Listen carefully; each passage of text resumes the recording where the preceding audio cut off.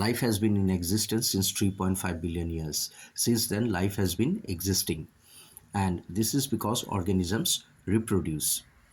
That is, they make copies of themselves that take generations forward. But a question is that, are the copies similar?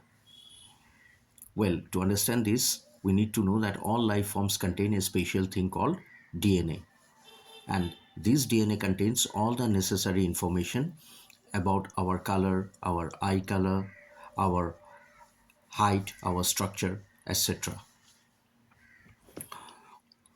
Every organism have their own DNA which contain information inherited from the parents to the next generation, and during reproduction DNA copies from parents to the next generation. Cells use the process of chemical reactions to build copies of their DNA. And since the method is chemical, therefore in this process some variation takes place in the DNA. As a result, the new DNA is similar but not identical to the parent DNA. And this variation is a boon for every organism on this earth. This life that has been in existence since 3.5 billion years ago is due to variation. So variation is very, very important for the survival of species over time. It helps organisms to adapt themselves according to the changing environment, and it is the reason for evolution. Now we will talk about types of reproduction. The types of reproduction include asexual reproduction and sexual reproduction. In case of sexual reproduction, it involves two parents, whereas in asexual reproduction, only one parent is involved. Sexual reproduction consumes more time and energy, and therefore there is more variation, which ultimately leads to evolution. Furthermore, it helps to adapt the changing environment. And one example of sexual reproduction is human beings. In case of asexual reproduction, it consumes less time and energy. It involves less variation. Therefore, the role of evolution is negligible. And they are vulnerable to the changing environment. One example is amoeba.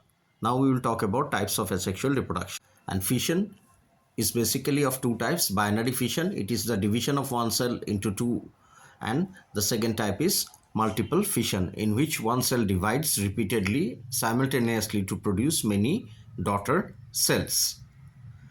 Examples include amoeba, leishmania, plasmodium, and we can see this with an example of a video.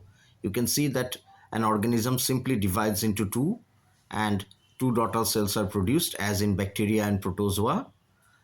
And this is an example of binary fission. In amoeba, split can occur in any direction and no fixed pattern is there. However, in some unicellular organisms, as in Leishmania, there is a definite shape with a whip-like tail, and the split occurs in specific direction along the direction of the tail.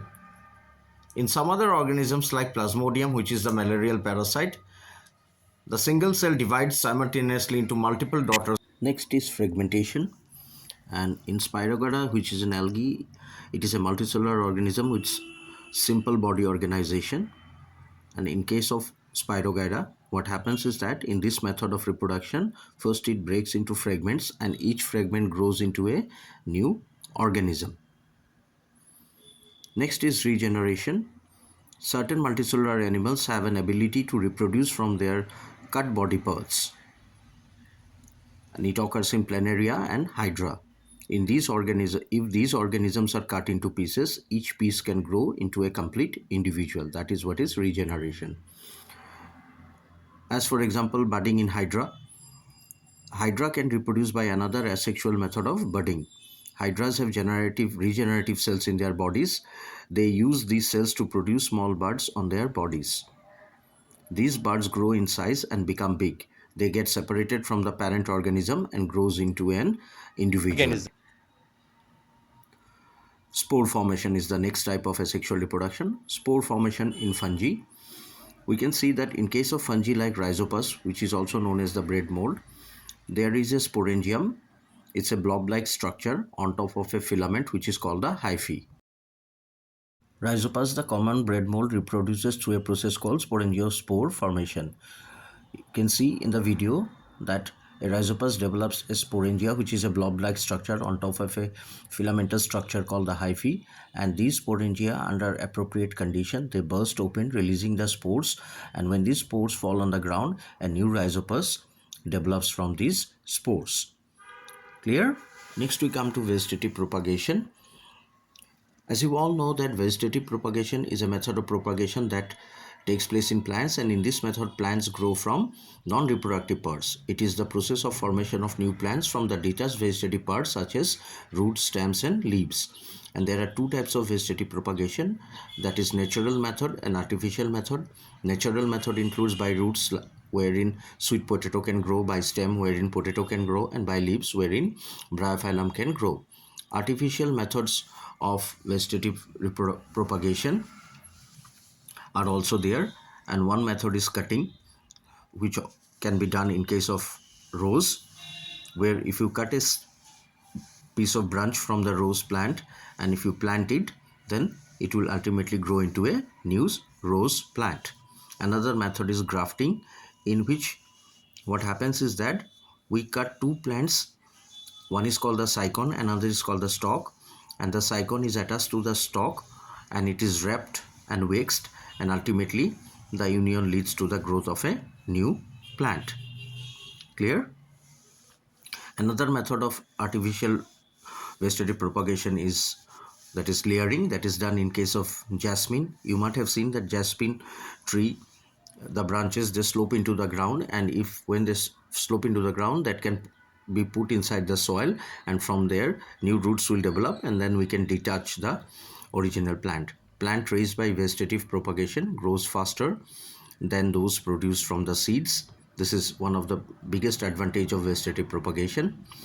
Next is that even plants that lose the capacity to produce seeds can be propagated by this method of vegetative propagation. And thirdly, the plants which are produced by vegetative propagation, they have the same characteristic of the parent plant. So these methods of vegetative propagation are very, very important for farmers who do commercial cultivation, because they can grow a large number of crops in one season by this method. So this is really very, very important from the point of view of examination also, that you remember the advantages of vegetative propagation. Clear? So I'll repeat it. Plants raised by vegetative propagation grow faster than those produced from seeds. Plants which have lost the capacity to produce seeds can be propagated by this method, and all the daughter plants are genetically similar to parent plants. Clear, my dear students? Now, disadvantages of vegetative propagation. No new varieties can be produced, and skilled persons are required to practice vegetative propagation, and easily affected by disease, as there is no genetic variation in this type of propagation. So the advantages and disadvantages of vegetative propagation is very, very important for farmers to keep in mind. So to sum up the asexual reproduction, we have fission, where there are two types, binary fission and multiple fission. Then there is fragmentation, there is regeneration, then there is budding. Then next we come to spore formation, and lastly, as we have talked about just right now, the vegetative propagation. So these are the types of asexual reproduction in plants. I hope you have liked my video, so please do like and share my channel.